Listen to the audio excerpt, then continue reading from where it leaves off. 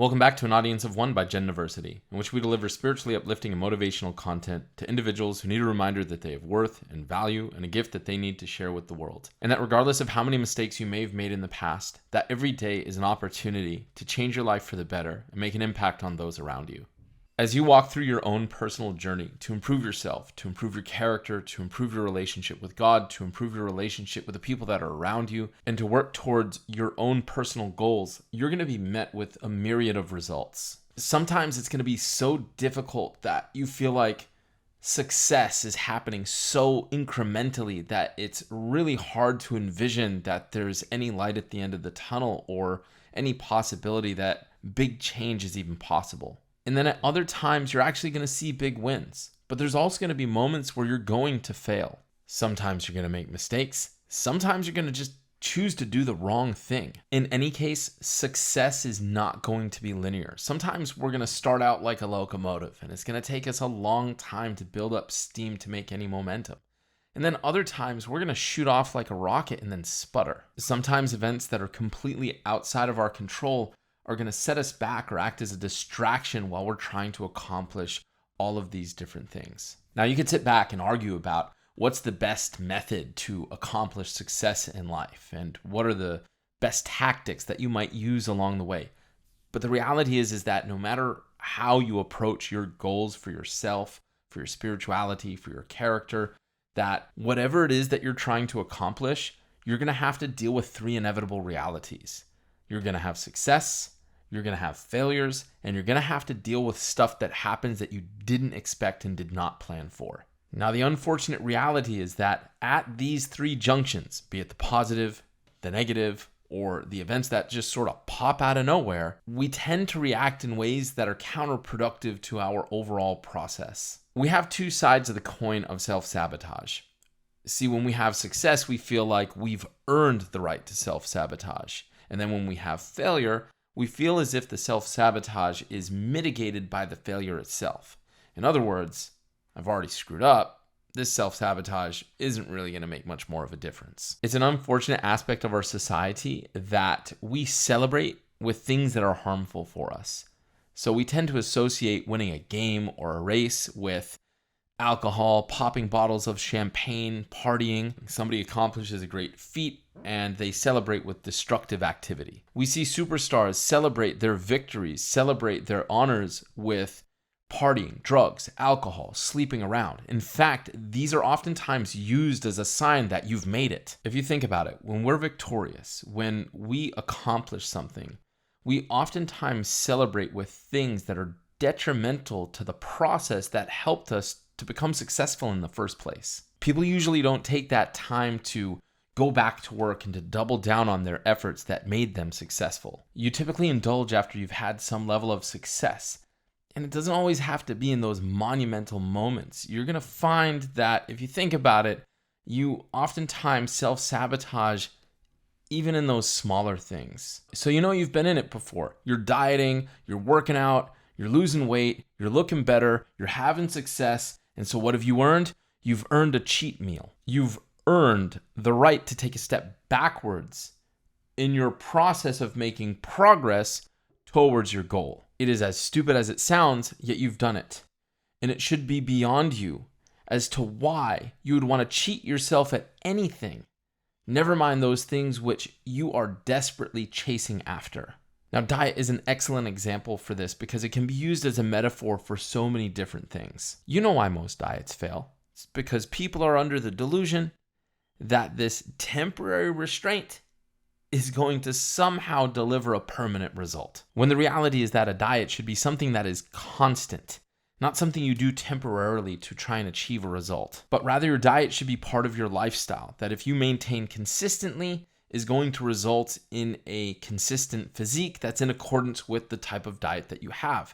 You adjust that diet, it's going to adjust that physique. This all comes back to the process versus the product. You want to make the goal the process, and the product will come by default. If once you achieve the product, you stop the process, then you're going to eventually lose the product and you have to start the process all over again. A lot of times, this idea of the rewards for the effort is because you're so focused on the product. And when you focus so much on the product, you feel as if there's this arrival moment that whenever you have arrived or attained the level of success that you set out for, that now you can take your foot off the gas. Now you can sit back and relax. This is sometimes paired with the fact that you've forgotten a little bit of what it was like to be where you were and the fire that you had burning inside of you that motivated you to put in the effort in the first place. You take a rest day, turns into a rest week, turns into a rest month. Next thing you know, you're looking at yourself in the mirror saying, what in the world happened? So when you are consistent in your work and you see success, this isn't the time for you to pull back. Rather, it's the time for you to double down and put in even more work. Don't buy into that idea that once you've arrived or you've made it, that you've earned the right to now self-sabotage the work that you've put in to get to where you are. Because remember, the work is the product. The success that you achieve is the gift that your efforts give to the world. But what you should be seeking is the process of becoming the person that produces that gift. Now, sometimes in your efforts, you're going to regress. Sometimes you're going to have failures. Sometimes you're going to do the wrong thing. Sometimes it's because the stress of the world gets to you. Sometimes it's because of the stress of all the effort that you're putting into the work that you're trying to do. Without seeing those immediate results, can start to break down your resolve.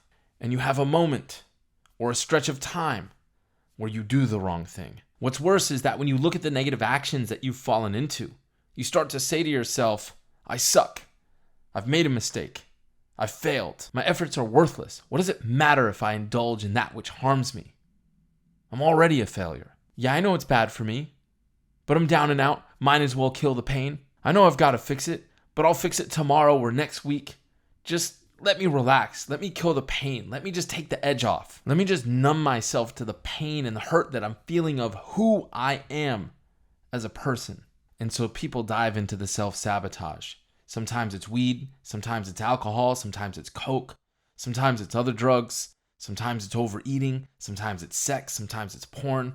But whatever it is that you choose to self-medicate with, none of it will bring you closer to success. Whatever it is that you use to cover up the pain that you feel from the failure that you see yourself as falling into or as becoming, you know that once you come off of those things, that you're going to look back at that action of self-medicating as being even more of the failure that you've fallen into in the first place. So now your use of this pain reliever has caused you to fall into a mistake on top of a mistake in your resume of mistakes, which leads you to feel even more like, why even bother? What's the point?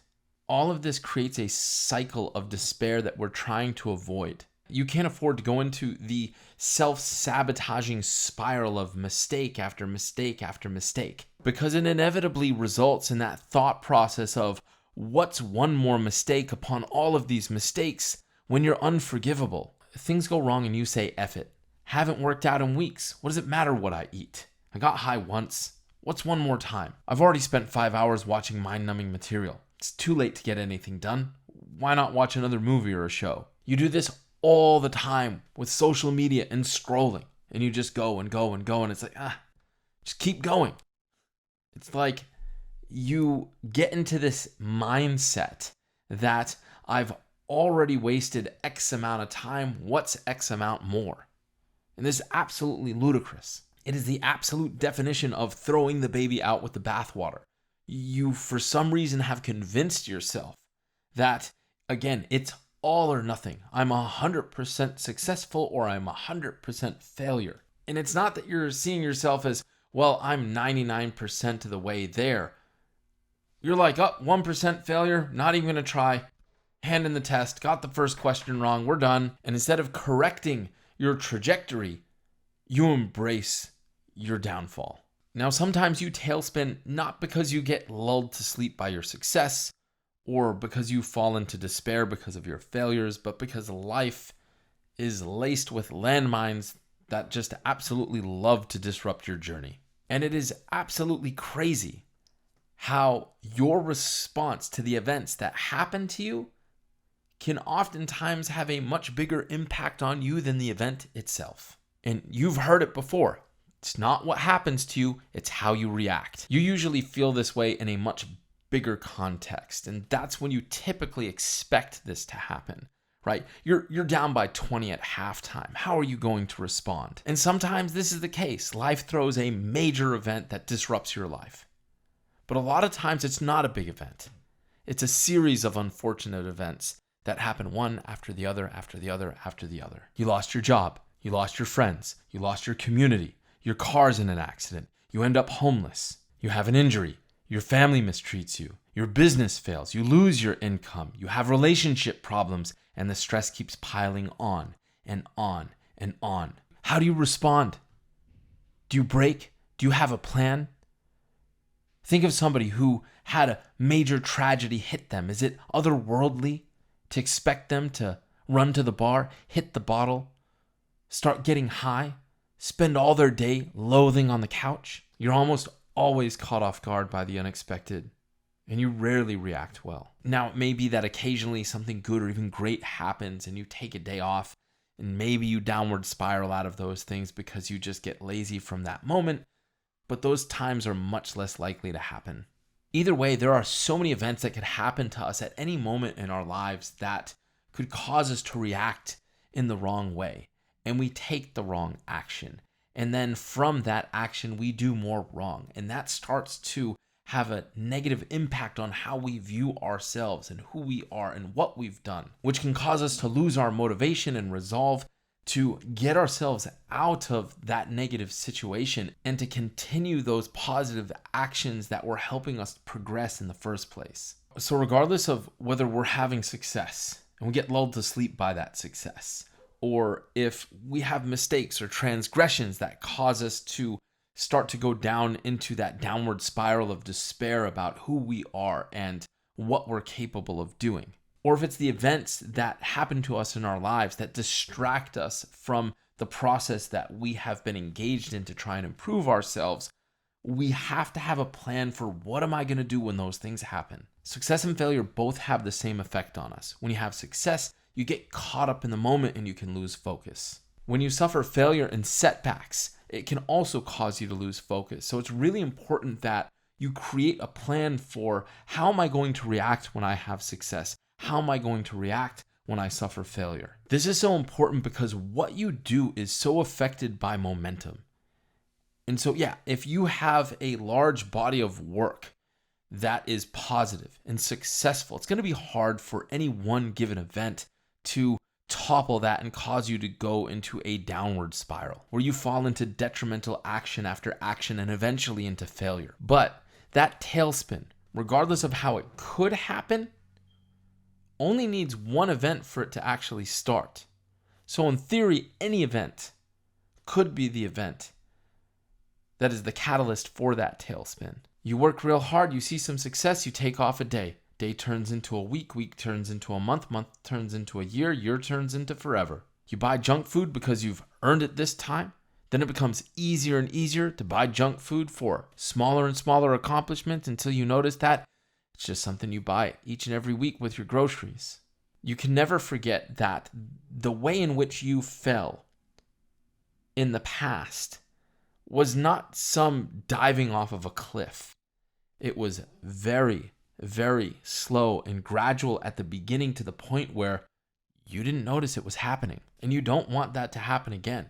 In fact, we're not even talking here about how do we stop a tailspin. We don't even want to fall into that area in the first place. We want to maintain continued success. Continued success requires continued vigilance. And so you need to stop living by which you have this system of, I've attained this level of success, and so therefore I have now justified my self-sabotaging activity of this. And you need to start saying, because I've accomplished success, I need to now fortify it with this additional benefiting activity. Your success starts with one step, and your failure starts with one step. So you should never feel as if you are at a point in your journey where you are now justified in taking a step backwards. Every time you complete a task, finish a workout, produce a video, you're going to spend 5 or 10 minutes in prayer. Every time you finish reading a book, go read scripture, go run 5 miles. Small victories, give them small reward tasks. You finish prayer, 20 push-ups, big victories, big reward tasks. You finished a 100K race, go volunteer somewhere for the weekend.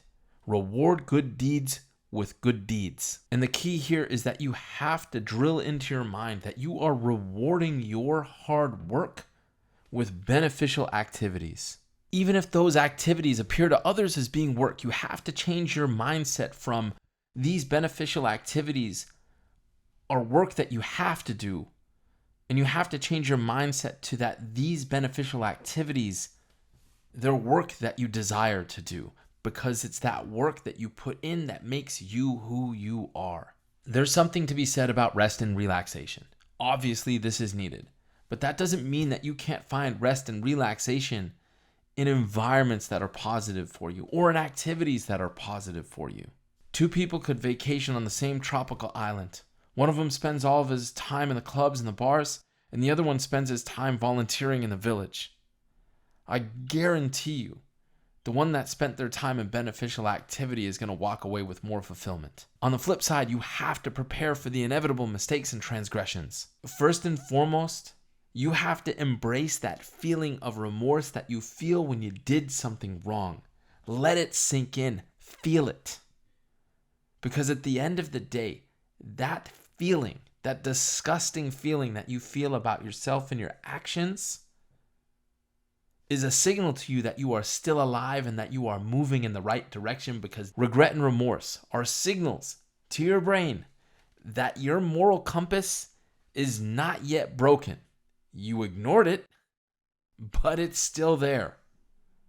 Remember, there are plenty of people that have no feeling or remorse to the actions that they do at all. Seek forgiveness from God and all parties that are involved if you can, and it's not going to cause more harm, and then act immediately with something positive. Every time you use vulgar language, 100 push-ups, or put money in a jar to be donated at the end of the month. Any mistake, any transgression should be met with an immediate positive response.